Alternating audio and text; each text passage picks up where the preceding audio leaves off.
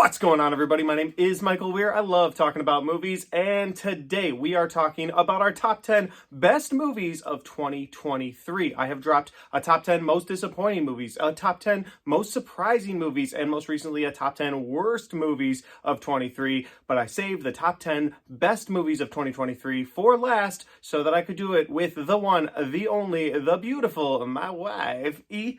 Thanks for joining me. I'm so excited to do this list with you this year.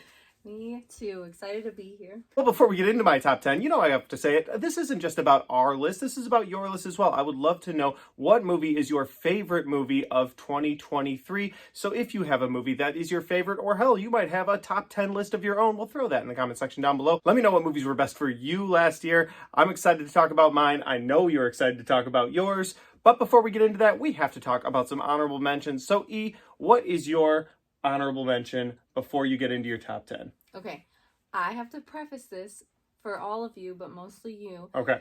By saying that I judge movies based on how they make me feel. Okay. Sure.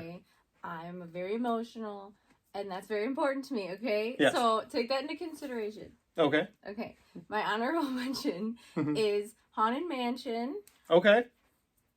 And here's why. Yeah. Okay. Go Don't ahead. judge me. No, I'm not. I No can judging. feel it. No judging. Here's the thing. I'll just say I said this in my horror video, guys. If you want more comments from me on this, and I'll kick it over to you. But I will say that on these top 10 lists, I know it's your first one that you're making for the YouTube. Yeah. But on these top 10 lists, it's not just about the film itself. It's about your experience with the film. It's about when you went and saw the movie. It's so many different layers of things. It's not just the movie. The movie is obviously the biggest aspect of it, but there are going to be other factors that play into it.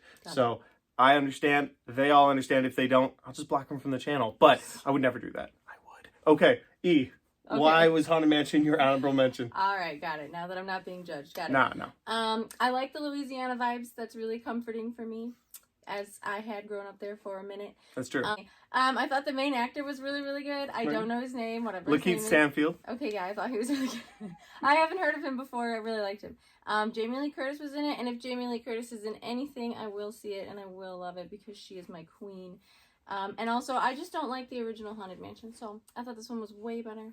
Well, it's blasphemy because the original Haunted Mansion is a masterpiece. Okay, it's not a masterpiece, but I really do like watching it with the kids. And they're your kids, too. I know. But with all that said, though, guys, my honorable mention is a movie that's probably on your top 10, and that is The Iron Claw. Is it in your top 10? Mm-hmm. It is. Okay. The Iron Claw just barely did not make it into my top 10. It is on my most surprising list of 23, but I couldn't fit it in. If there was one more spot, obviously, it would be number 11 at Iron Claw. Iron Claw was a fun time. Since it's on your list, I'll let you get into it a little bit later, but I will say that Zac Efron gave a great performance in this movie. It was a very heartfelt, very emotional movie, and it was the only movie in theaters this year that just completely broke me as a person. You were with me. You saw. I cried a little bit. It was a great movie, though. I had a good time with it, but again, we'll get to yours. With all that said, though, guys, those are our honorable mentions. We are going to get into our top 10 list, but first, time for some Red Bull. E, you got a Red Bull? This is just weird. Yeah, I know. This is weird. Now. Welcome to the show. Here we go. It's not really a show. It's just... We made it lose its maybe fizz. This is what I deal with. Send help.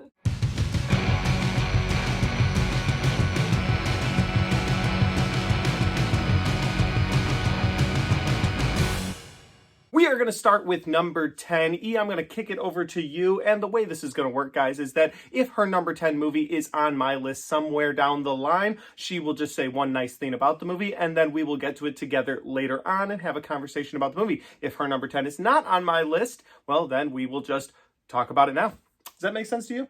Yes. All right, let's do it. E, your number 10 movie of 2023. Okay. I didn't see as many movies as you. That's fair. Okay, so let's start there. My number 10 is The Boogeyman. The Boogeyman. Ooh, that is a good movie. Not on my list, so go ahead. Tell me what you like about it. Okay, I love Polka Dot Man, whatever his name is. I'm not even going to try to say his name. I'll throw his name up there. But it's really difficult to pronounce. Yeah. I think he is phenomenal. I love him so much. So that's the main reason why. But also, I thought it was a new concept, an interesting concept. Mm-hmm. It was pretty scary sometimes. It was. I would agree. It was on my horror list. I talked about it there. Yeah. I really liked the way the story went. I liked how they kept the boogeyman hidden for most of the movie. Because unfortunately, when a monster is revealed in most monster movies, it takes that scariness away. But for most of the movie, for me at least, it was scary all the way up until they had that monster reveal. I agree. It was a great horror movie, one of the best this year. Yeah. And my number 10, guys, has to be The Flash, starring Ezra Miller. I absolutely love this movie. Had a great time with it. Is it on your list? No. Blasphemy. All right, it's fine. I'm not going to say blasphemy again. I've said it twice in this video. Not going to say it again. But with that said, though, guys, The Flash, I thought was an incredible movie. Yes, the CGI wasn't great. I do understand that, and I understand people's gripes with the movie, and I even understand people's issues with Ezra Miller and all of the things that Ezra has done in the past year. But with that said, we got Michael Keaton returning as Batman, and that was enough for me. We went and saw it on opening night. The next night I went and saw it with my brother. He loved this thing because Michael Keaton's Batman is his Batman. And so it was so much fun watching it with you. Really like the emotional side of this movie, and I think that's something that you and I connected with when we watched this movie. And the next night when I watched it with my brother, we connected with that Batman nostalgia with Michael Keaton. So there were a lot of reasons for me to love this thing. I had a great time with this movie. When Batman looks at Flash at the end of the movie and Flash says to him, "I can bring you back," and he says, "You already did." Oh, that was a great line. So there were some great delivered lines in this movie. Plus, we got to see George Clooney again. And no one thought we were going to have that happen ever again. George Clooney is Batman. We've seen George Clooney, but we saw him as Batman. Well, we saw him as Bruce Wayne. I'm going to stop talking. Let's move on to number 9. So my number 9 is Insidious: The Red Door. Insidious: The Red Door, another horror movie on your list, and it's actually not on my list at all. So, E, why don't you tell me what you loved about Insidious to put it in your top 10 of 23? Okay, so to understand my appreciation for this movie, you have to understand how confusing all the other Insidious movies have been for me. And while that might make me sound stupid to people who are like big fans or whatever, I don't do the time travel thing well.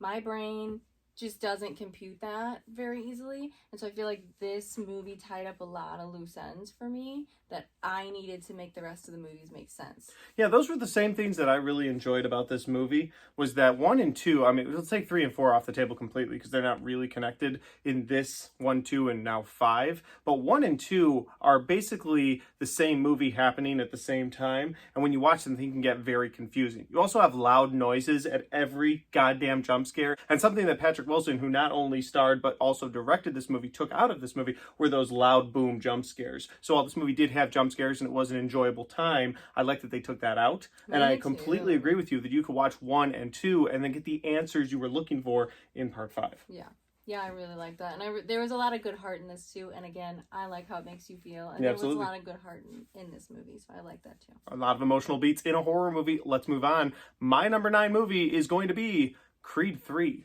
Is this on your list at all? Okay, it is. So I'm just going to say one quick thing about this, and that is that Michael B. Jordan proved that he can not only act, but he can direct in this movie as well. I mean, he proved that he acted. You guys know what I'm saying. He's the director of this movie.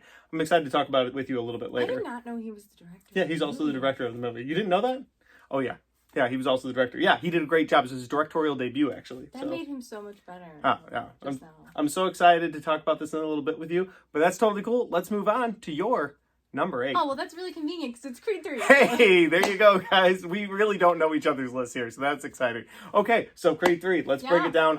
I'll give quick thoughts on this. Like I said, Michael B. Jordan, not Michael Keaton. He was the Batman from The Flash. We already talked about that. Michael B. Jordan, not only directing this movie, starring in this movie as Adonis Creed, coming in. Jonathan Majors on the other side of the ring was phenomenal as the teenage best friend who went to jail, took the fall essentially, and then comes back and wins the title from Adonis. Then Adonis has to climb that ladder again and take that belt back. It's such a great story. One of the themes sort of on this list, I think, for both of us is emotion. Lots of emotion in these movies, and that's what this movie draws out of you. One other thing I'll say before kicking it back over to you, I love that scene where they're fighting in the rain and the crowd is gone all of a sudden. And just a great concept for a fight with so much heart, so much emotion. I love that part of the movie. But go ahead and tell me some of the things that put it on your list. Well, I do like that scene because it's like no one else is there to them. It's just, this is such a personal like thing that they were going through. Yeah, no, that was really good. I really like the Rocky and Creed franchise because my mom raised me on the Rocky franchise. I've seen Rocky 4, I don't know how many times. So the Creed franchise is so cool. I really like all of them. The actors are fantastic. Michael B. Jordan is so fine. And fantastic. And I really like Jonathan Majors too. I don't know what he did. I'm just saying, he's a really good actor, okay? Listen. Anytime that somebody does something, what I've found on YouTube is anytime someone does something within the parameters of the law that is not good, You just have to say, hey, separate the art from the artist, and then nobody can make Yeah. a judgment on you. It's Well, just how it that's- works. yeah, I don't make the rules. It's YouTube. They both did. Michael B. Jordan is obviously a really good actor. He's proven that I don't know how many times. But I just think, again, with the feelings, they made you, like, really feel and understand both sides of it. Yes, the absolutely. good and the did. bad or whatever. And I like that. So. All right. Well, that's a great number 9 pick for me and a great number 8 pick for you. Yeah. We move on to my number 8 pick. And at number 8 for me is a movie I am 100% certain is somewhere on your list. And that, of course, is Nicolas Cage in Dream Scenario. I assume it's on your list? Yeah. We'll talk about it in a little bit, but I will just really quickly say that Nicolas Cage in Dream Scenario was a perfect casting. It really was. We'll get into it again in a little bit. I'm excited about talking it with you. So let's go on to number 7 on your list. Okay. Number 7 for you. Number 7 for me. Oh, it's not my last horror movie, but almost. That's okay. Thanksgiving. Thanks. Oh, that is a great movie. Not on my list, but that is a great movie. Go ahead. Okay. I just think it's a fun concept. There are a lot of Christmas horror movies, and you know, there's a lot of weird niche things around horror movies, and this one was just, I think, really new, right? Yeah, absolutely. I mean, I don't know of another Thanksgiving horror mainstream movie. There's probably low budget ones, but there's no like mainstream Thanksgiving horror movie. Yeah, I thought it was pretty funny, pretty cool. I love Louis Litt from Suits. I don't know his real name again. either. I also know him as Louis Litt. Yes. I love him so much. He's so fantastic. It was really fast paced, and I thought the kills were just really fun. They were. I like they used the kills as sort of different items from the Thanksgiving table that he was killing them all with. That was a really neat concept. And also, I'm going to say about this movie real quick is that it was directed by Eli Roth, who directed a movie that you and I saw when we first started dating, and that is The Green Inferno. Oh, remember, they've got the munchies. Yeah, it was terrible. You know what I remember from that movie? What's that? Oh, man. You gotta say it. We're on camera. You gotta go. You gotta do it. They had those people in those cages, you know, on the island. Yeah. And they were like, spoiler alert, but they were like, if they had tattoos, cutting off their Oh, tattooed yeah, skin. yeah. Oh, my gosh. Yeah, so that wasn't much to enjoy about The Green Inferno. I'll never but see that. again, that's one of the things. This is probably my favorite Eli Roth movie, and he made the Hostel movies as well. He's directed several movies, but I think, again, this is my favorite of his. Really and so I'm looking forward to, they announced that Thanksgiving 2 will be coming out next year. Yeah. So there will be leftovers, as it turns out. Yeah. I've been saying that every time I talk about it. Yeah, I know. Yeah, all right. Well, thanks. I appreciate that. All right. Let's move on to number 7 for me. At number 7, guys, I have The Holdovers. I absolutely love this movie. Paul Giamatti is in this movie. And is this movie on your list? No, but I would like to say I worship the ground that Paul Giamatti walked on. You kicked this love movie that off man your with list? all of my being, I don't know what to do with you. all of my soul. It just was not what I was looking for. No, that's fair. I'm so sorry. No, that's totally fine. To me, this is an instant Christmas classic movie. I loved every minute of this movie. Just the fact, this movie would have been a fun time. The fact that they framed this around Christmas, used Christmas music the entire time, really helped get me in the mood for Christmas this year because it came out in early November. I really enjoyed this movie overall. Paul Giamatti's performance is great, but I will say that as far as this movie goes, ton of emotion in this movie, ton of heart in this movie. I love that twist, basically a twist that the movie takes where you find out what's going on with the kid's father throughout the movie. It was, again, a heartfelt movie about Paul Giamatti's character. He's a teacher. He has to stay with the kids who are being held over at this boys' home in 1969. So the movie also has this awesome 1969 feel to it that I really loved. The aspect ratio of the movie was different. It was filmed and they shot it in a way to make it look like it was filmed that long ago. That was another thing that I really enjoyed about this movie. And I just found out that it's coming out on Blu-ray in a couple of days. So that will be on my shelf back there. I love The Holdovers. That's why it's number 7. All right, guys, it jumps to number 6. And E, your number 6 pick for the top best movies of 2023. Not sure why I framed it like that, but E, number 6. I don't know either. I think you're going to be shocked, okay? Here we go. Are you ready? Yes, I'm ready. Do you have any guesses? Well, you put Haunted Mansion as your honorable mention, and you kicked off The Holdovers, so I'm going to go with, like, Megan. No. Okay. No, fuck no. Napoleon. Ooh, Napoleon was so good. Not on my list, but it was great. Go ahead. Yeah, it's not on my list at all. Yeah, you thought it was going to be on my list. I did. I've got my reasons. I'll get to them after you give your reasons for why it's on your list. Go ahead. So, I'm pretty surprised that this is on my list as well, actually, but I don't normally like historical pieces. They're boring as all hell.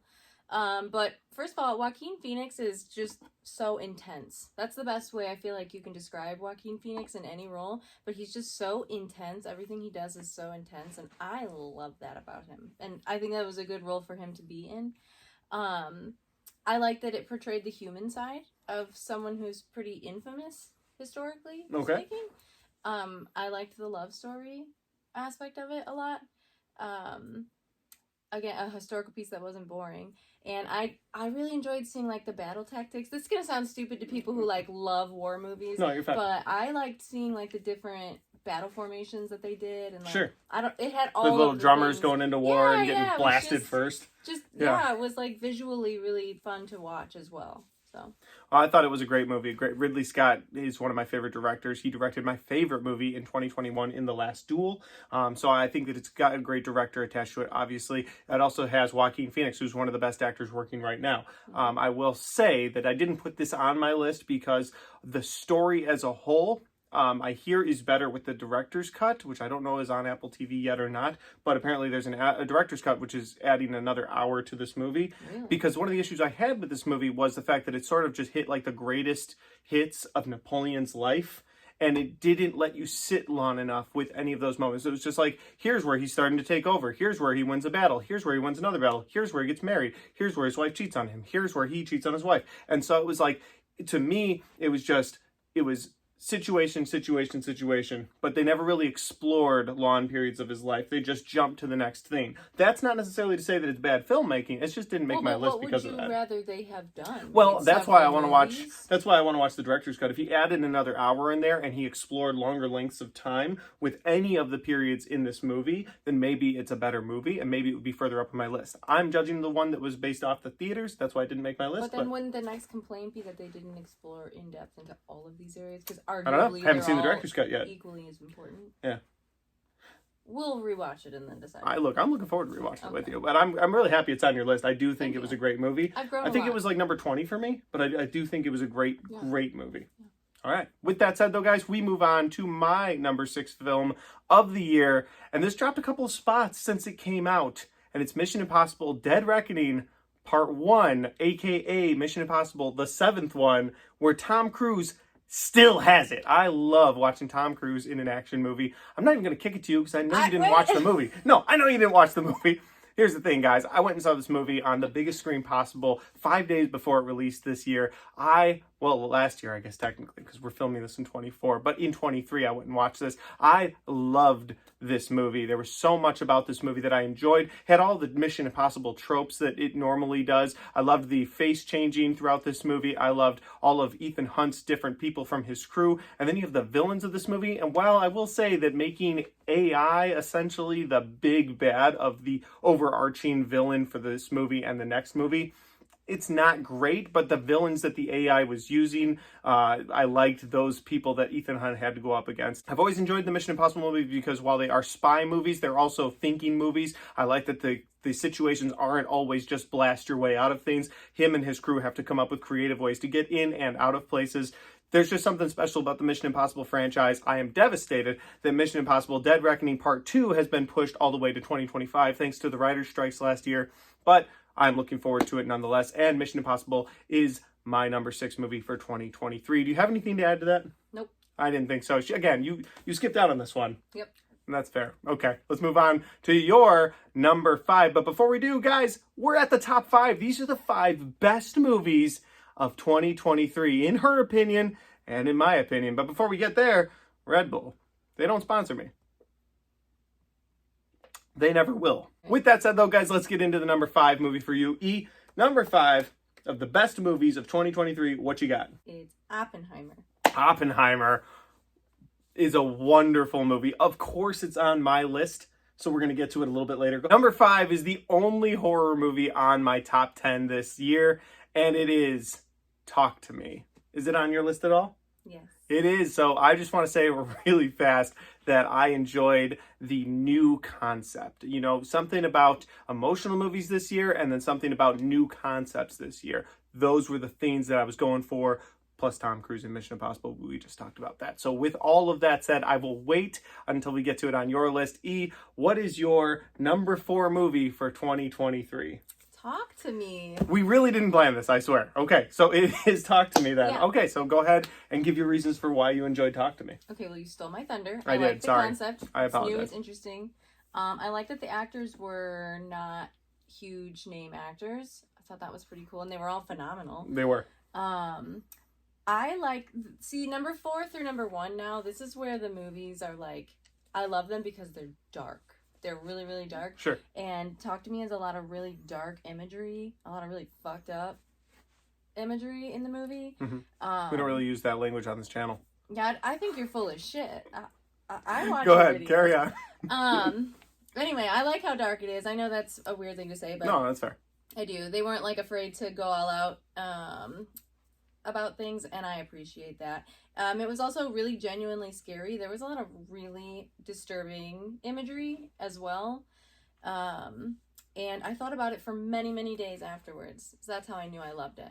I agree. My first point, for the reason it's on my list at number 5, is that it did stick with me for several days. Kind of creeped me out too. You not only are you thinking about a movie, but you have some movies that stuck with me for a couple of days, like other movies that are on my list. But when you get into this movie, when it sticks with you, you're just thinking about it. You turn the lights out at night. You're just kind of like, oh, this is kind of terrifying. But just the new concept. I like the idea of that embalmed hand. And I also love that they didn't need to go into exactly what that was and where that was from for it to be terrifying. I love that when it was held, the people's eyes turned black. I like the visuals is what I'm getting at in this movie. And I also like that it was directed by a couple of YouTubers. This is pretty cool too. So I heard that they already filmed a prequel movie about those brothers at the beginning of the film where one gets stabbed in the eye. Very exciting.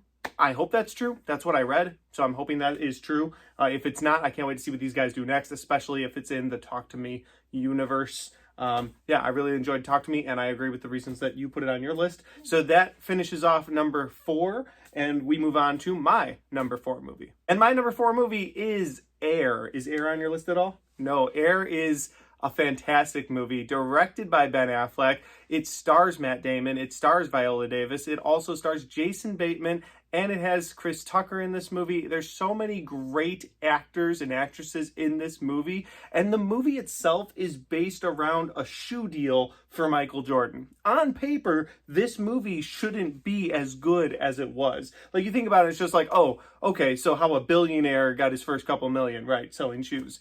Playing a game. Gotcha. Okay. Yeah, this movie's going to be great. And you go into it, and there's so much heart, especially out of the MVP from this movie, which would be Viola Davis, who's playing Michael Jordan's mother. And she's making that deal for her son. And you can tell, like, this story coming from just basically how this story came to life, in that his mom wouldn't settle for him. And just seeing that mother's love come through here, it was so much fun. I loved watching Jason Bateman in this movie, especially go back and forth with Matt Damon. Ben Affleck wearing those tracksuits the entire time, listening to 80s music. The soundtrack of this movie is incredible. Like, I just loved so much about Air. It is the feel-good movie of the year for me. You said that the next couple of movies on your list are dark movies, but that for me, in this movie is like the shining light of the year. I walked out of the theater with a smile. When I think about this movie, I smile. I've got it on my shelf back there. Can't wait to rewatch it. Loved this movie. Do you have any thoughts on Air before we move on? Yeah, I will say I went into it very excited because the cast is ridiculous, and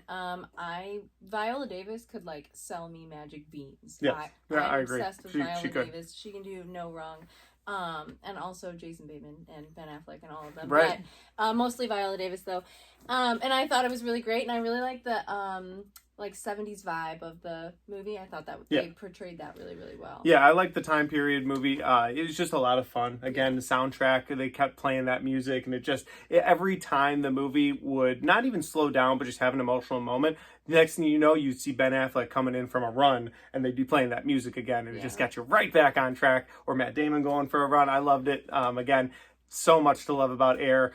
It was, again, when it came out, all the movies that are on my list from here out were number 1 at some point during the year. They really were. So this is something where I could watch Air tonight and then be like, oh, that's my number 1 movie. It's just, that's how good they were. This is a stacked year for movies. So that's my number 4. We'll move on to your number 3. And in the top 3, E, what's your number 3? This is where we're gonna split ways. Oh, we already split ways when you said Oppenheimer was 5, but it's fine. Go ahead. My number 3 I'm so sorry, is Saltburn. Saltburn. It's Saltburn. Right I there. didn't want to like it as much as I did. It's not on your list then. No, absolutely not on my list. No. Okay. No, I did have not notes. enjoy this movie at all. I will say there were aspects of it that I enjoyed. Not my cup of tea. Carry on. You like the twist. Yeah, I did like that how it kind of flipped it on its head. But it's not my movie to talk about, so go ahead. Okay. It's yours. Go ahead. I feel so many things about this movie. It is still recent, so that might be part of it. But I think, first of all, I like the dark and twisted content. It gets fucked up. Love that. It does. I just get fucked eat up. that right up. I felt Like bathwater. Not like, no, I don't do that. It made me feel for like all the characters. The acting was phenomenal. I really liked the main character, Oliver. I thought he was absolutely terrifying. Yeah. Just he sold that so well, and the fact that he made me feel terrified makes me feel like he's doing his job really well. It left a lot of lingering questions for me and like things to think about and like big picture things to think about in life. That's kind of philosophical and weird, but it did. And also I will say I kind of watched it twice a little bit because I had half watched it with you and then I watched it on my own. And rewatching it knowing the twist, I feel like made it even better. That's interesting. Yeah, one of my main reasons for putting it so low was I didn't feel like the movie had any rewatchability to it once you watch it, but then I didn't necessarily like the tones of the movie in general. I didn't mind the romance aspect of the movie at the beginning because that's where I thought the movie was going. I went into Saltburn completely blind. If you haven't seen it, I recommend you go into it completely blind. It's a lot. I went into it completely blind, and I did think this was I heard there were some graphic moments in this movie, but I just assumed they were of the sexual nature. They are, but they're pretty graphic. Yeah. But so you go into this movie, and I thought it was a romance. I was like, okay, I can see how this maybe it's an emotional story. Somebody gets sick. Most romances. That's not where this movie goes at all. Because the instant he goes to Saltburn, the wild twist that then starts to happen. Yeah, I just didn't know if it would have that rewatchability. That's what I think. There's more to think about. There's like an onion. You gotta peel back the layers here because. It's not just about that. Like I know you think there's this overarching like eat the rich vibe going on here, a theme, and there is, but that's not all it is. I think there's a lot more to it, like the romance between them. When I asked you earlier, I was like, do you think he was really in love with him, with Felix? Was Oliver really in love with Felix, or do you think it was all just an eat the rich kind of thing? And you said, I don't know, I think a little bit of both. But I think rewatching it, knowing the twist and seeing those emotions, now knowing what you know, makes you rethink all of that. Interesting. You know what I mean? Does that make sense? It does. It definitely does. I don't want to like give anything away because it's still a newer movie, so I don't want to like say anything, but... It's on Amazon Prime right now. They don't sponsor us, but you should go to Amazon Prime and watch it there. I would rewatch it tomorrow. Yeah. I feel that about some movies. Yeah. But not Saltburn. Yeah. For me. Okay, but no, well. but seriously though, I'm glad you really enjoyed the movie, and I get your tones for your list really are emotional and dark. Yeah. But I'm glad you enjoyed the movie. Yeah. Okay. So we move on to my number 3 movie for 2023. All right, guys. So getting into my number 3 pick for 2023. These are the top 3. These are the 3 movies that I think are the best movies of 2023.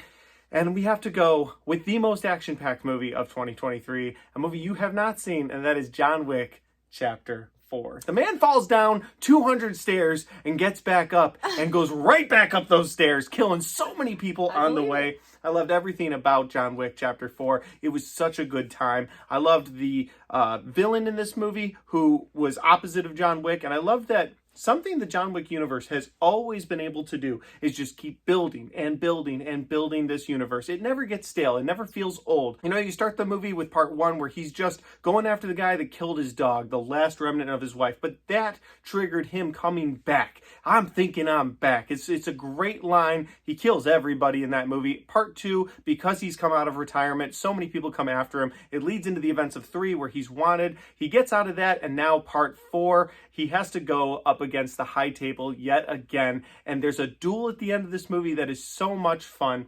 But I'm going to throw in a spoiler here, so I'm just letting everybody know now. Spoilers.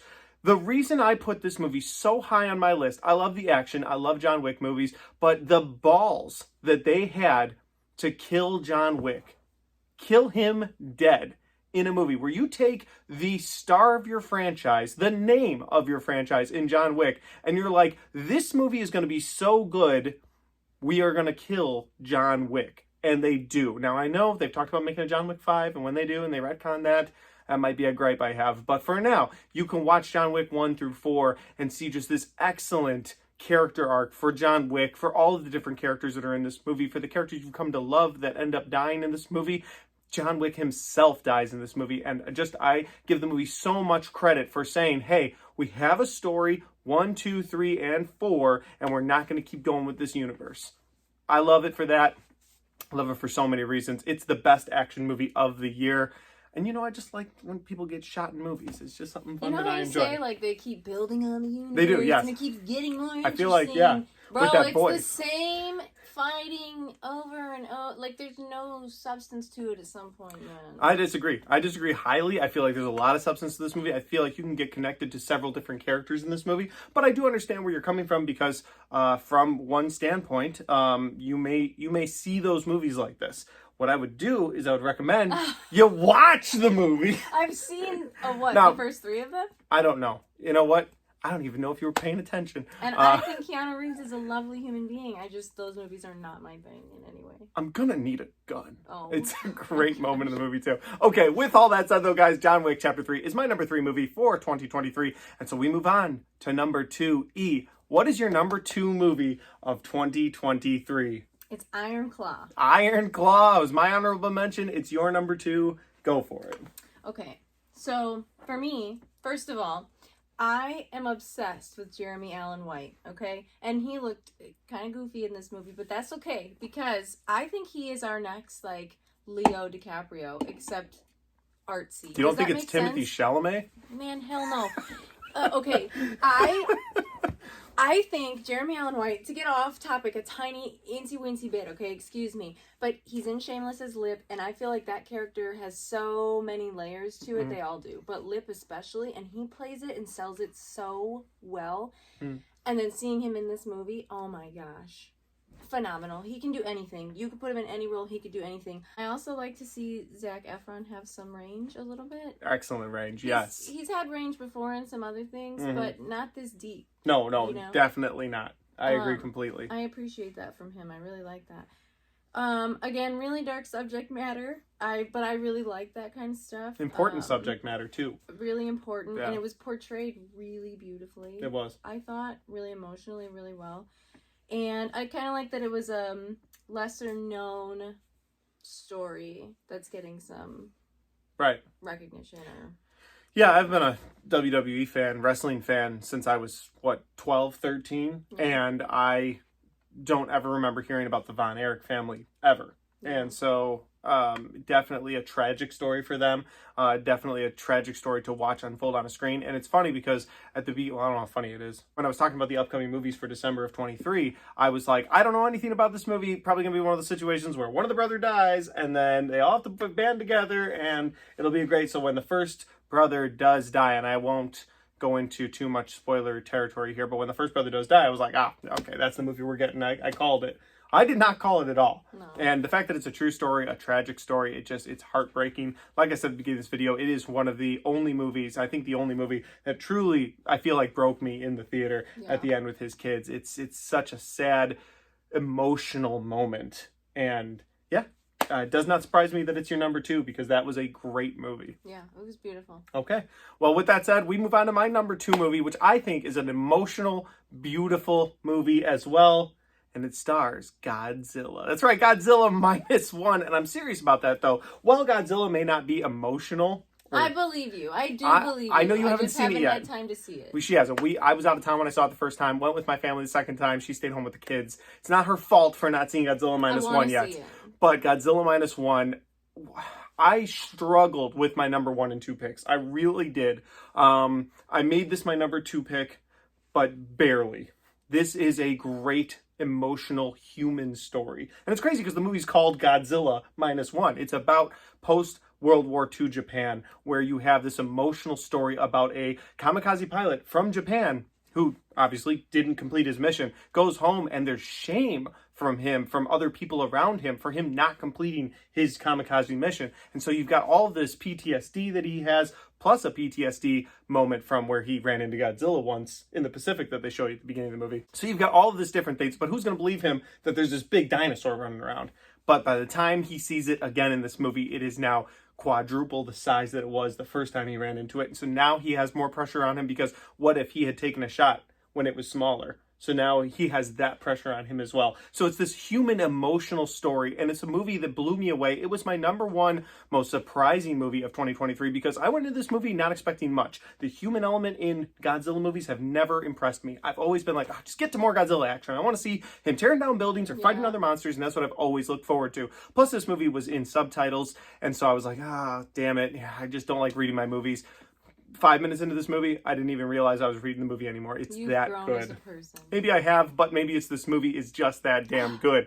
With that said, though, guys, Godzilla Minus One, I could go on forever about it. I have a review if you want to see more in-depth thoughts on it. I loved this movie, and I would highly recommend it to all of you. Can't wait for you to see it. And please, whatever company that picks up the Blu-ray or 4K version of this, please give us a black and white copy. I want to watch it in black and white down here in my movie theater room. With that said, though, guys, we move on to our number one picks for the best movie of 2023. We disagree on this, but I know what yours is. You know what mine is.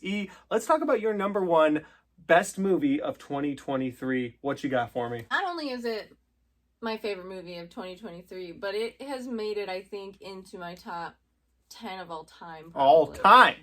All time. All right, what you got?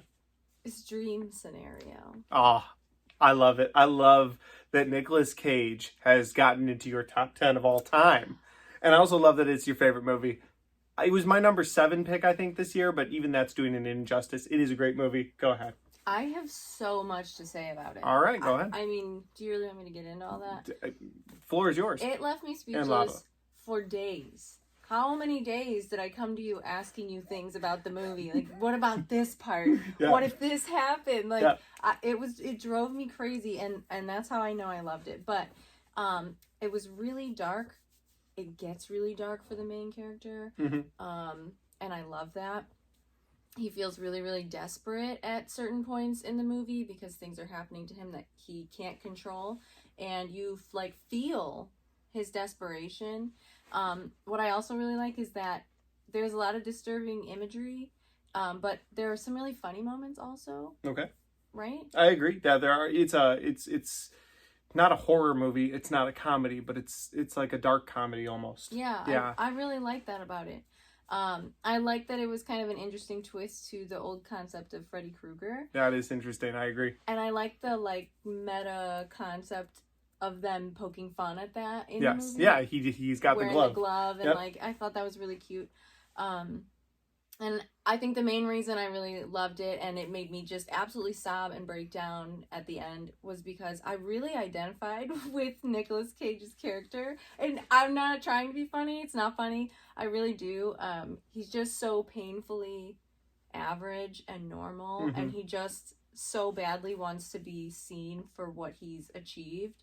And it's heartbreaking that he never gets that. Or he does.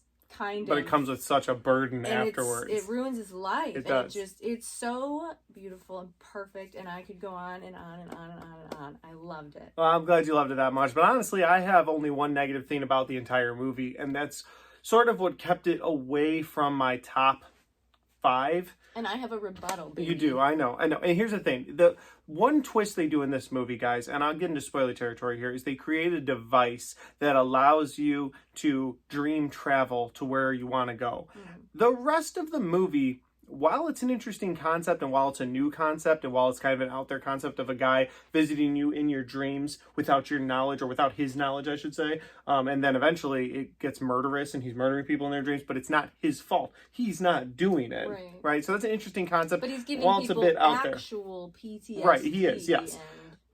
The movie takes this sci-fi twist and it's kind of out of left field for me for the feel of the rest of the movie. Mm-hmm. So while I agree that the twist is needed, It's necessary because it leads to a very emotional moment at the end with him and his wife. Yeah. While it is needed, I do understand all of that. It's just, it doesn't fit. To me, it doesn't fit with the rest of the movie. It's a great concept of a movie, and then they needed a way to sort of cap it off, and they were like, hey, let's go sci-fi with it. And it's just a weird like turn into sci-fi that I didn't expect, and it's one that I didn't appreciate as much as maybe you did. And I know you said you got a rebuttal, so go ahead, hit me with it. It's not a sci-fi twist. It's society capitalizing on a problem that's going on. So okay, they like a vaccine. create this device to fix some sort of problem that the general public is having, right? So like when COVID happened, sure, and everybody was getting sick with COVID, what did we do? We panicked, and then we came up with vaccines to help aid in the fight against COVID, or whatever, however right. you want to say that. A couple of years ago, you couldn't talk about COVID on YouTube, but now you can. Okay. That's for you to know. That's okay, not what go we're getting ahead. into. My point is, in a desperate time of need, when the general public was in trouble, we come up with a solution for that problem. Right. So in this movie, in this situation, he is a general viral sensation, sure, to the general public, because he's causing real life PTSD and real life issues with people on accident. So to combat that, they come up with a solution to prevent this from happening in the future. I don't understand what the issue is. It's not a sci-fi twist on it. It's a scientific type device that they come up with, yes, but it's just a simple solution to an issue. It's a way to capitalize on an issue that many people at once are having. I understand, really, yeah. It's really a statement more, I think, about society in general yeah. than it is well anything. At the end of the day, I agree with you in that it is society's reaction to it, and hey, we have always overcome things. We're still here, so we have overcome things through the years when something like the pandemic hit or something like that. But it's creating something that is so just outrageously far-fetched. So for me, that just didn't work. But I do understand where you're coming from on it, and if your perspective of this movie is that it's just a natural human response to a viral sensation pandemic of sorts, that is this guy traveling to people's brains and it's a way and to killing profit them off of it, right? Because it is a way to profit as well. Then yes, in the end used for yeah. advertisement of different products and things of that nature. So right. it was used to just, again, always be in your brain. You're definitely not wrong. To be clear, I think all films are subjective. You're definitely not wrong, but I do think we're just looking at it two different ways, and that's totally okay because you can look at movies two different ways. But I did enjoy this movie. I think it's a hell of a performance out of Nicolas Cage. Go ahead. I think what's also important to say is that at the stage I'm at in my life right now, I don't know what I would call it, but I feel like I'm at a good stage to like receive that type of movie. Do you know what I'm saying? Sure. Like along with the experience portion of it, I guess. Right. I guess if I was at another point in my life, maybe I wouldn't have appreciated it like I did right now. I agree. Yeah. No, that makes sense completely. So, well, that's a great number one pick. I love all of your top 10 movies. They are fantastic movies. They will all be movies that will be back on that shelf one day as well, and we will rewatch them right here in these seats many times. I'm very excited to talk about my number one movie with you right now. It was your number 5 movie of 2023, and while I understand it was your number 5, it is my number one because to me, it is the best movie of 2023, and that is Oppenheimer. Oppenheimer is directed by Christopher Nolan, who's one of the greatest directors of all time. It also stars Cillian Murphy, and he does such a great job carrying this movie as Oppenheimer. The movie has so many people in it. So many great actors are brought into it, with Matt Damon, Emily Blunt, and Robert Downey Jr. Rami Malek shows up in this movie for a scene. Several different people show up and just steal the show, including Casey Affleck, who shows up in this movie, steals the show for like 5 minutes, and when he leaves, you're like, well, that guy was horrifying. And finally, it also has Florence Pugh in this movie, and she does a great job as well. I thought everybody brought their A game to this movie. Everybody went into this movie saying, let's make the best movie of 2023, like everybody. But it's not just the acting in this movie. The story itself is incredible. You have the story of the creation of the atomic bomb, the world's greatest, most dangerous, most horrifying weapon. It's an incredible movie about the human nature, what we will do to not only defend ourselves in times of great need, but potentially end the entire world as we know it. We have to talk about the score as well, and whoever they got to play Albert Einstein, I thought just did a great job looking like Albert Einstein. Why are you saying it like that? I don't know, but that's what I'm saying. I've been up too long. Oh my god. With that said, though, guys, Oppenheimer is my number one movie of 2023. I absolutely love it. E, what are your thoughts on Oppenheimer? I really like Oppenheimer. It was so much fun. It was really pretty to watch. It was. But also, I loved the little love triangle they had going on. Again, kind of dark. It is. Kind of moody. But it's great. But really humanistic aspect of it. I think my favorite part about the movie, though, I love that it wasn't boring. It was a historical piece that wasn't boring. That's a big deal for me, like I said, with Napoleon. But also, at the very end of the movie, the question that it leaves you with, I've thought about it every single day since I saw the movie. Yes. I will never forget it. I will just... That'll always stick with me forever. Always, forever, right? Forever. And that's what one of the greatest things about this movie is. And the way they framed that scene, where while you go into the movie, you think, okay, well, I'm here to watch a movie about the making of the atomic bomb. Maybe I'll even get to see him drop it. This is going to be great. You don't get to see him drop the atomic bomb in this movie. The only explosion you see in this movie is the testing of the atomic bomb. They hear over the phone that the atomic bomb was dropped. And so you're like, okay, so what is this movie really leading up to? And it is that scene of the movie. And all throughout the movie, they kind of drop in hints that that scene is going to be so important and is going to leave you with this gut just wrenching feeling when you leave the theater. It's such a great moment. Again, one of my favorite moments all year, which has to make it my favorite movie of 2023. And it came out on Barbenheimer weekend. You know what I also really like about it, too? I think it's... Just ignore... No. We're going to talk about Barbie for a second, but that's fine. Go ahead. No. I don't really care about Barbie, to be honest. But, no, I think they also do a really good job of showing, like, his internal struggle with the work that he's doing the whole time. Like, that one scene where they're cheering for him in that, like, gym type room. Yep. And when they've dropped the bomb. It's so loud in that room. And then it goes completely... so silent that it's painful, and he's just having that internal like struggle with himself, and then it cuts back to that so loud room. The loud room, but then in that moment he's also stepping on a carcass of someone. Yeah. Oh. They did such a good job of like showing his struggle with that and how human he really was and how much he really cared and he wasn't doing it for the reasons people thought he was doing it, and I appreciate that. Hey, I'm just going to say this right now to end this. I think that Oppenheimer deserves Best Picture this year. I think Christopher Nolan deserves Best Director this year. I think Cillian Murphy deserves Best Actor this year. I think Robert Downey Jr. deserves Best Supporting Actor. And there is a case to be made about Florence Pugh or Emily Blunt both getting Best Actress this year, or Best Supporting Actress. I don't know what roles they're officially titled with in this movie.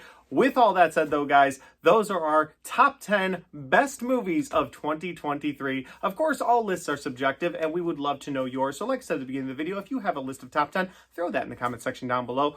With that being said, though, guys, if you like this video, don't forget to hit that like button. It helps the video, it helps the channel, and it helps me right here. Normally, I end the video right here, but I am going to say, hey, E, thanks for joining me. Thanks for having me. I appreciate it. All right. With that said, guys, see you next time.